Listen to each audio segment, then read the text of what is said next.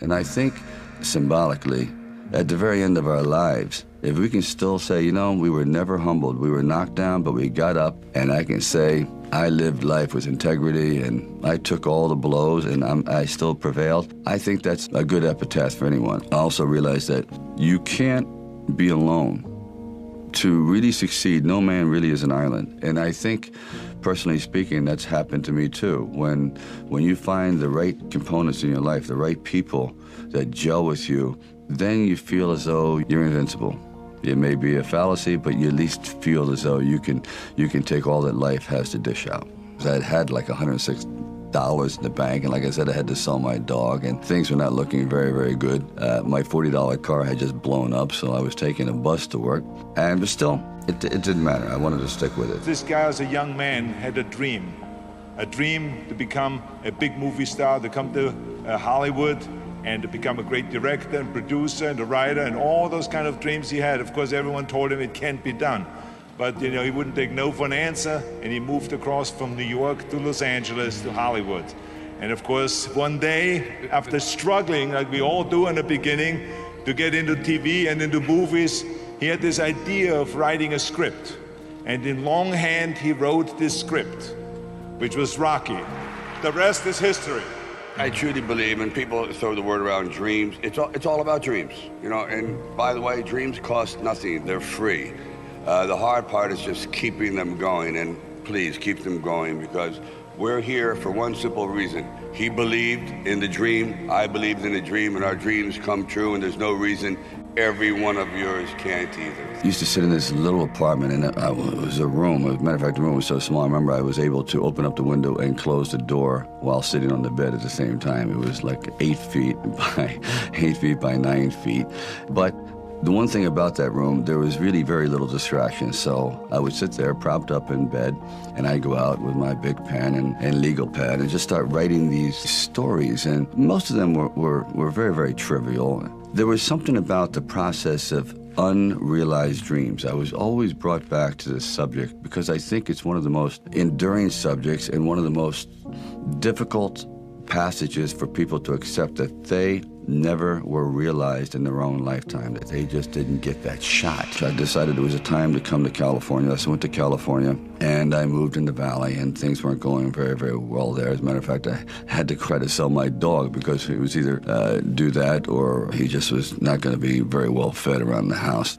And then one night, I went to see Muhammad Ali fight Chuck Webb. For one brief moment, this supposed stumblebum turned out to be magnificent in the fact that he lasted and knocked the champion down. I said, boy, if this isn't a metaphor for life, his entire life crystallized at that moment. He will be remembered for all eternity, at least among the fight fans. He did something extraordinary. Now that is probably what I need as a catalyst for an idea. A man who's going to stand up to life and take one shot and maybe go the distance. So I started to write. I first met Bob Shardoff and Irwin Winkler, and I believe I was there on a casting call.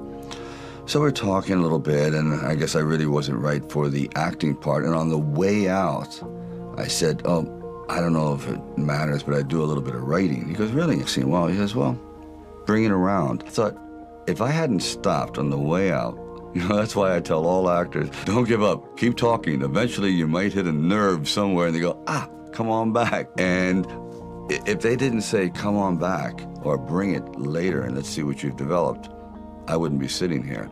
So I have to give incredible credit to their insight and their patience, and they're willing to take a chance, which it doesn't exist much anymore, unfortunately.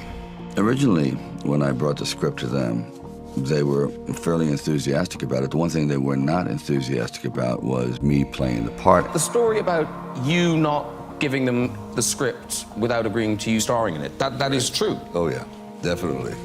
It was just one of those crossroads situations that every artist faces early on. Go left, go right, and if you make the wrong decision, you sometimes regret it forever. And I just knew I wasn't a very good student, but I decided I always understood dialogue, whatever, so I wrote something that I know I could do, that I could feel good with, and that could show everything that is possible in my repertoire. It was one of those things where you really roll the dice, and it paid off, but it was a big long shot. But there was something inside of me that you know, this opportunity is never going to come around, and I really wasn't used to money, and I had no idea of what I would be missing, but the temptation started to come forward. First, it was 25 grand and $100,000. I never heard of 100,000 because I had like $106 in the bank, and like I said, I had to sell my dog, and things were not looking very, very good.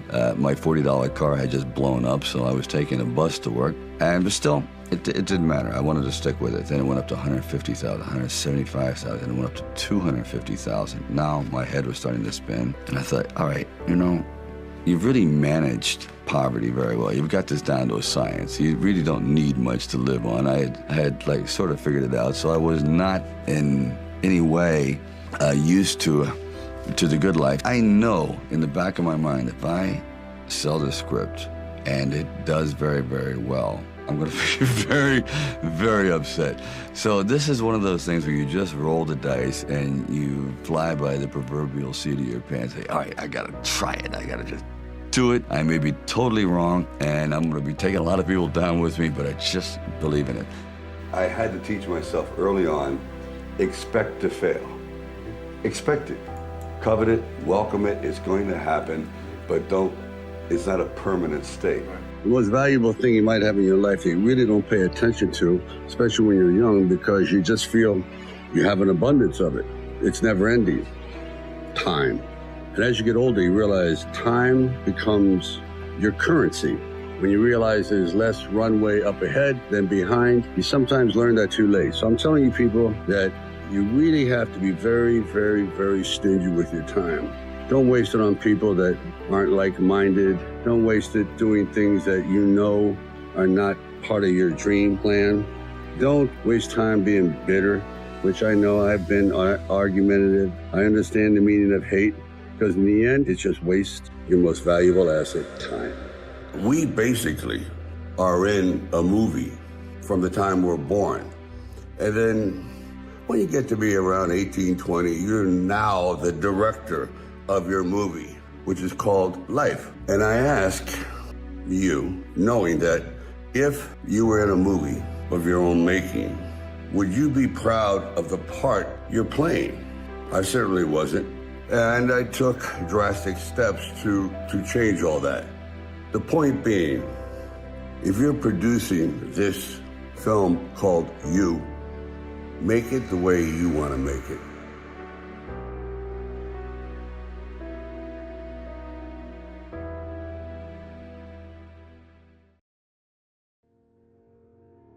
Is there advice you can give to young kids that are living through a shitty situation of any sort, a tough life? Find a thing you like. Try to find a thing that you really enjoy. Try to find a thing that you're passionate about. Like an activity? Yes. For me, early on, it was drawing. It was illustrations. It was comic books. I wanted to be a comic book illustrator. And then it went from comic book drawing and illustrations to martial arts. So, but it was just another thing that I was very, very passionate about. That was my vehicle out of my dilemma. That was my vehicle out of my own anxiety and trauma and my own issues and insecurities. And find something.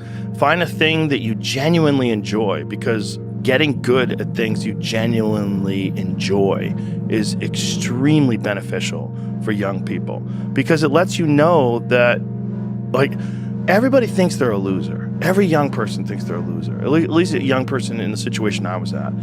I didn't know I wasn't a loser until I started winning, until I started doing martial arts. Martial arts taught me that, like, I could get better at stuff, that I wasn't really a loser. I just was someone who was, like, in a fucked up situation. But you could channel all that energy that you have as a young person into something and get better at it. And then all of a sudden people admired me. I was like, this is crazy. So I went from being someone who was incredibly insecure and basically a failure to someone who was really successful at this one thing that was very dangerous, that other people were scared of. And that gave me immense confidence and also a real understanding of the direct correlation between hard work and success. And also an understanding that you can't listen to people. Because even my parents didn't want me to do martial arts. They didn't want me to fight. They didn't want me to do stand-up. There's like, you have to understand who you are, and then in the face of other people's either criticism or,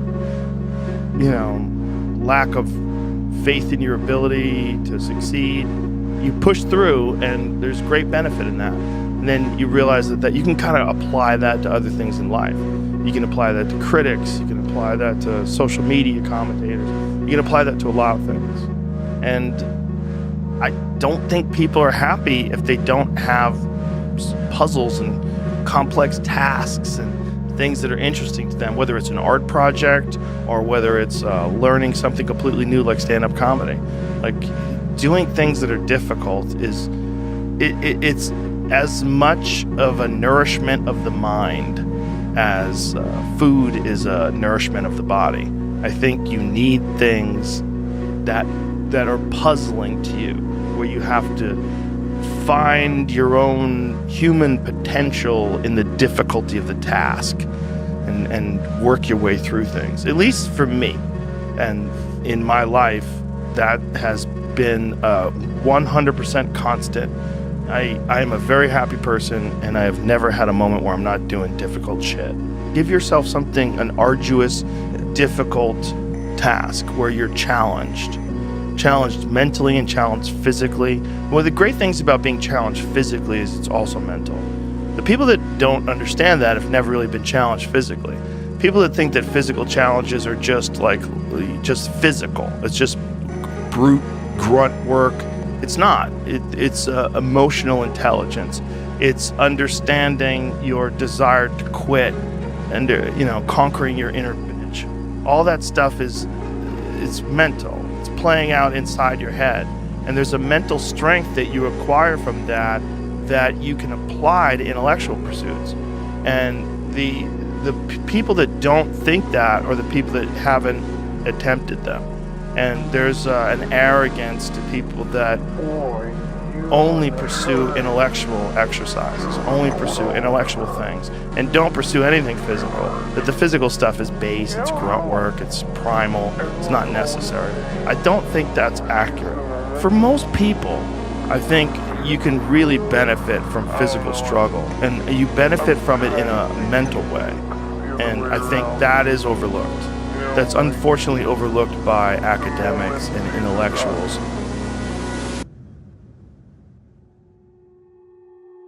Find some difficult shit to do, because that gets away a lot of the anxiety that you carry around in your body.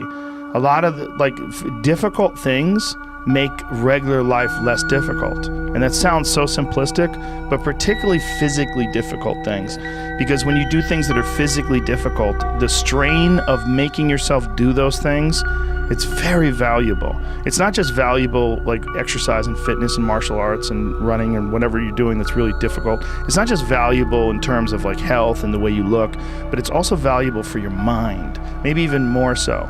Because regular life can be confusing, and little things that go wrong and little problems that arise are exacerbated by the fact that you're not accustomed to dealing with hardship. So creating your own bullshit, whether it's through some brutal kettlebell exercise or running up hills or something, is extremely valuable for you also, not just accepting the nuanced perspectives of other people, but also being able to navigate through this world with some sort of an understanding of just how complex it all is and how weird it all is, and not be overly thrown off by every little dip in the road and pothole that you encounter. That's the real message. The real message is we all started from nowhere. I mean, we all had bullshit jobs. We all felt like losers. But through time and effort, you build a stronger human. You build a stronger body. You build a stronger mind. You build accomplishments and will and momentum. And then you look back and you go, hey man, I'm not washing tables anymore. You know, I'm not washing dishes. I'm not cutting lawns. I'm not digging ditches. Yeah. You know, I'm a different person now, but I used to be. into these desire not to be there, but not to stay in there. That's what. That's the hardest part, right? Is to get out of that rut. When you ain't got shit and there's nothing going on, to have faith then is so difficult. To have faith when you're successful, it's like, yeah, listen, bitch, you've been successful for a while. Of course you got faith. Just keep doing what you're doing.